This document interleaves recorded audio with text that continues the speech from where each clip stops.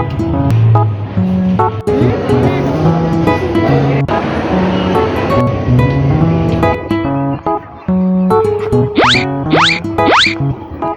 ang galing ah. Ang galing ah. Parang ano, cinematic. Wow.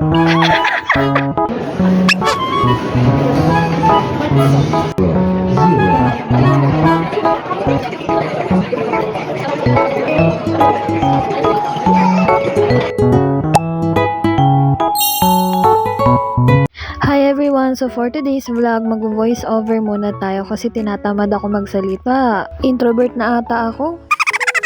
Ngayon, pupunta nga pala kami ni Ate Jasmine sa Vikings para mag-lunch. Kaso, nalaman namin na may cut-off pala yung buffet. So, 11 AM to 2:30 PM, yun yung lunch nila. And then, 5:30 PM to 10 PM naman yung kanilang dinner.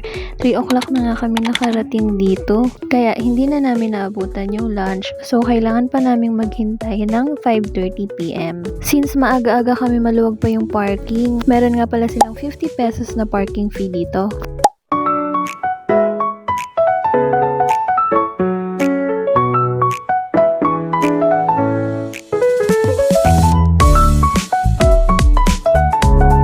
Nakita na natin yung kanilang rate and operating hours. So, dito muna tayo sa Mall of Asia maglakad-lakad at bumili nga kami muna ng makakain sa Taco Bell kasi hindi pa sila nagla-lunch. Dito nga pala sa Taco Bell, Mexican-inspired yung mga food dito. May nachos, burritos, tacos, at meron nga silang mga combo-combo dito. So, mura lang, wala pang 200 pesos. At ito yung mga kinain namin. Dumaan na nga rin pala kami dito sa may MOA Sky. Akala namin dati may bayad to, yun pala wala. At ito pala yung entrance nila. Ang ganda, diba? Pagpasok ko nga, naramdaman ko agad yung init. Ang init! So, ito nga pala yung itsura niya, guys. Park siya and then maluwag at saka presko. Mas maganda nga daw dito kapag gabi kasi may mga lights. Madami ngang tao nito kasi holiday nung pumunta kami. Makikita nyo nga pala sa right side, hagdan siya paakyat sa second floor. Akala ko nga guys, swimming pool to. Para kasi siyang slide.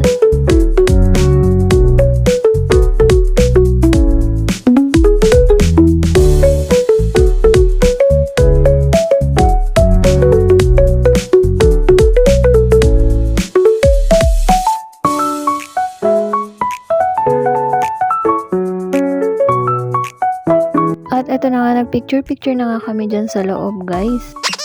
O, diba? Ang cute ni Kuya, dire-diretso. Makakasalubong nyo nga pala dyan mga batang naglalaro kasi kunwari nasa maze nila at saka yung mga nagpicture-picturan. Dito nga pala sa part na to, makikita nyo yung dagat na naging patag. Ang ganda sana ng view kaso nilalagyan na ng buhangin. Ayan, makikita nyo yung view ng seaside. Tapos, punta naman tayo dito sa second floor. May elevator din pala dito. Kanina kasi pinakita ko sa inyo yung hagdan. And hindi siya advisable, diba? Ang init kasi. Wala, park lang naman to. Pwede kayo maglakad-lakad, date-date. Ayan, picture-picture. Meron ngang nagpipiknik dyan, nakita namin. Actually, sa baba may mga nagpipiknik din. Pero mas maganda magpiknik dito kasi wala masyadong tao. Diyan nga kami nag-ubos ng oras sa paglalakad para mawala din yung takos na kinain namin para makakain na kami ng buffet. Bale, eto magfa 5:30 na to kaya bumaba na rin kami para maglakad papuntang Vikings. Pero syempre, bago kami magpunta ng Vikings, syempre dumaan muna kami sa KKV. Bale, ito yung nag-trend sa Facebook na bilihan ng kung anek-anek. Para siyang Miniso guys, pero mas mura dito. Ito palang nakikita nyo guys, itong pinaka-favorite ko dito sa KKV, hand soap to. Pwedeng-pwede siya pang regalo. Tapos, ang mumura pa, ang gaganda pa. Tingnan nyo, ang cute, diba? Nabudol nga ako dito nung isang araw kasi 99 pesos lang. Ang cute nung keso. Tapos, nung inuwi ko, hindi ko na siya ginamit kasi ang cute eh. Tapos, nung binili ko, amoy keso talaga siya. So, pag binili nyo yan, kunwari bumili kayo niyang cupcake. So, amoy cupcake din yan. Meron din namang nakalagay dyan na do not eat to remind yung mga bibili. Kasi 'di ba delikado to sa mga kids. At nung dinala ko nga sila dito, hindi sila nabudol. Kasi ako bawat punta ko dito napapabili ako ng pagkain. May pagkain nga rin pala dyan guys. A few moments later. At ito nga, nasa walk-in kami na waiting. Buti na lang, pang 5 lang kami. Tapos yung queuing nila siguro mga 48 na sa walk-in. Tapos yung mga naka-reserve 50 plus. Buti nga't nakapasok kami agad dito. So kumuha agad ako ng sushi kasi favorite ko yung sushi guys. Kumuha ako ng mga hindi ko nakakain tsaka yung hindi naluluto ni mami. Tapos nga sinulit ko na yung pagkain ko dyan. Tara, kain tayo.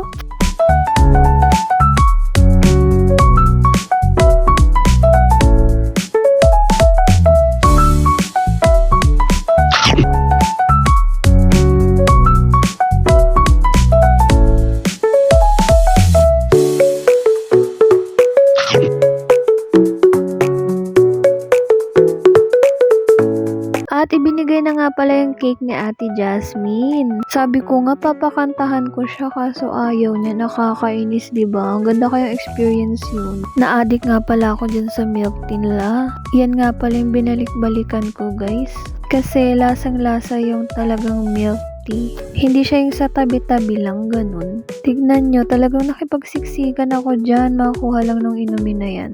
Sayang nga, hindi ako nakakuha ng sago. Video kasi ako ng video. Hindi ko pa napansin na may sago dyan. Sinabi lang din sa akin niya ni Ate Jasmine kung kailan pa uwi na kami. At sorry, alam kong mali yung ginawa ko kasi nauna yung milk tea kesa dun sa ice. Dahan-dahan tuloy ako sa pagkuha pero hindi ako ma-ice na tao. So mga dalawa lang okay na yan. Nung medyo nagpapababa ako ng kinain para sa second batch ko, nag-ikot-ikot nga ako dyan para tumingin-tingin ng mga iba pang pagkain. Ayan. At habang nagbi-video-video nga ako dito sa parting mga desserts, nakita ko nga at nakasalubong ko itong ate ko. At ang tagal kong minanmanan tong halo-halong to guys. Ang masasabi ko sa halo-halo, medyo wala siyang lasa kahit ikaw yung gumawa kasi yung gatas niya walang lasa. Kasi yung kasunod ko dyan, grabe, parang nagmamadali siyang maghalo-halo. Init na ata siya. Grabe kasi makadikit sa akin, parang gusto niya siya na mauna. Dapat pala siya na yung pinauna ko. Nagmamadali tuloy ako kumuha ng yelo dyan, tsaka ng mga sahog. Wala tuloy lasa yung ginawa ko.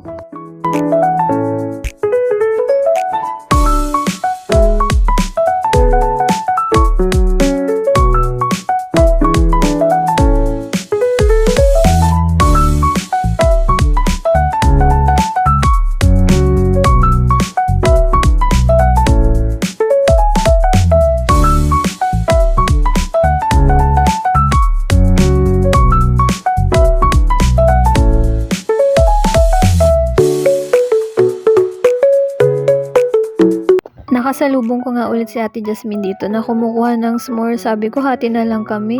Dapat kasi sa mga buffet, diba, tikim-tikim lang para matikman natin lahat. Sinamahan ko na nga rin siyang kumuha ng yogurt kasi favorite namin yan. Kay Ate Jasmine ko nga pala unang natutunan kumain ng yogurt. Dati asim na asim ako dyan, ngayon hindi na. Favorite ko na rin kasi siya. Dahil idol ko si ate! Yung nakikita nyo nga pala, yan yung mga pinaglalagay ko sa yogurt ko. Graham, Oreo. Tapos kumuha pala ako ng chocolate syrup dun sa part ng mga candies. Yung kaninang nakita nyo. Kaya eto na yung kilalabasan niya. Dugyot diba? Pero ang sarap. At saka ang tamis. Hindi ko na nga nakain tong caramel tsaka brownies. Baka hindi na ako makatulog sa sobrang hyper. Eto na nga nag-bill out kami. Bale, birthday nga pala ni Ate Jasmine. Kaya nakalibre siya. Ayan, ganda-gandahan bago umuwi. Charot. Diba sinasabi ko sa inyo, baka ma-hyper ako eh. Ang daldal ko dyan, minute ko na nga lang talaga. Ayun lang, dito na natatapos ang ating vlog. Please do like, share, subscribe, and click the notification bell para updated kayo sa bago naming videos. Bye-bye!